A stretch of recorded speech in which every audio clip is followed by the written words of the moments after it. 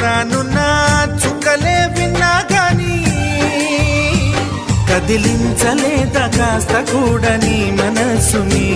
పరదాలు దాటి ఒక్కసారి పలకరించవేమి అందరినీ ఇలా వెంటపడి అడగాల